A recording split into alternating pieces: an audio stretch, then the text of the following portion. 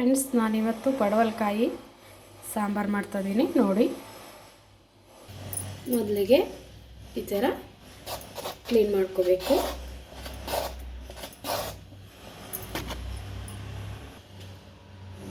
ಹೀಗೆ ಕಟ್ ಮಾಡ್ಕೊಬೇಕು ಸಣ್ಣ ಸಣ್ಣದಾಗಿ. ಗ್ಯಾಸ್ ಮೇಲೆ ಒಂದು ಕಡಾಯಿ ಇಟ್ಟು 3 ರಿಂದ 4 ಸ್ಪೂನು ಆಯಿಲ್ ಹಾಕ್ಕೋಬೇಕು.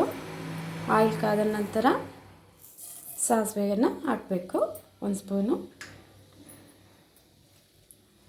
ಸಾಸಿವೆ ಚಿಟಪಟ ಆದ ನಂತರ ನೋಡಿ ಫ್ರೆಂಡ್ಸ್, ಚಿಟಪಟ ಅಂತ ಇದೆ. ಚಿಟಪಟ ಆದ ನಂತರ ಒಂದು ಕಟ್ ಮಾಡ್ಕೊಂಡಿರೋ ಈರುಳ್ಳಿಯನ್ನು ಹಾಕಬೇಕು. ಜೊತೆಗೆ ಟೊಮೊಟೊನೂ ಹಾಕಬೇಕು.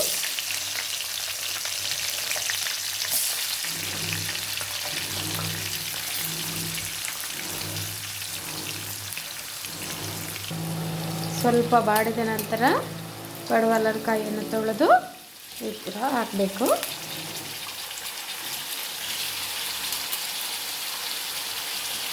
ನಂತರ ಮಸಾಲ ಮಾಡೋದಕ್ಕೆ ಸ್ವಲ್ಪ ಕಾಯಿಗಳು, ಜೀರಿಗೆ, ಅಚ್ಚ ಖಾರದ ಪುಡಿ 1 ಸ್ಪೂನ್, ಧನಿಯಾ ಪೌಡರ್ 1 ಸ್ಪೂನ್, ಅರಿಶಿಣ 1/4 ಸ್ಪೂನ್. ಇದನ್ನು ಚೆನ್ನಾಗಿ ಗ್ರೈಂಡ್ ಮಾಡೋಣ. ಕೊತ್ತಂಬರಿ ಸೊಪ್ಪು ಹಾಕ್ಬಿಟ್ಟು ಮಸಾಲ ಚೆನ್ನಾಗಿ ಗ್ರೈಂಡ್ ಆಗಿದೆ. ಇವಾಗ ನೋಡೋಣ ಪಡವಲಕಾಯಿ ಬೆಂದಿದೆಯಾ.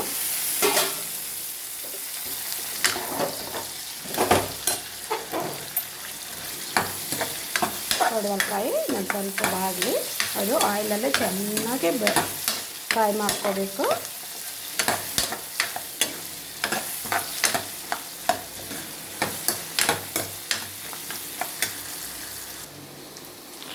ಹಾಕ್ಕೊಂಡು ಸ್ವಲ್ಪ ಹೊತ್ತು ಬೇಯಲಿಕ್ಕೆ ಬಿಡೋಣ.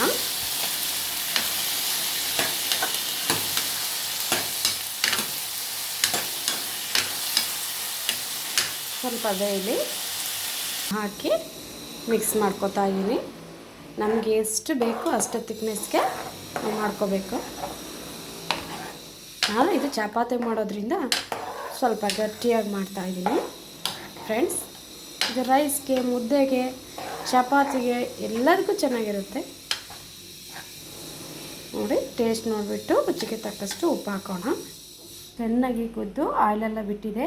ಪಡವಲಕಾಯಿ ಸಾಂಬಾರು ರೆಡಿ.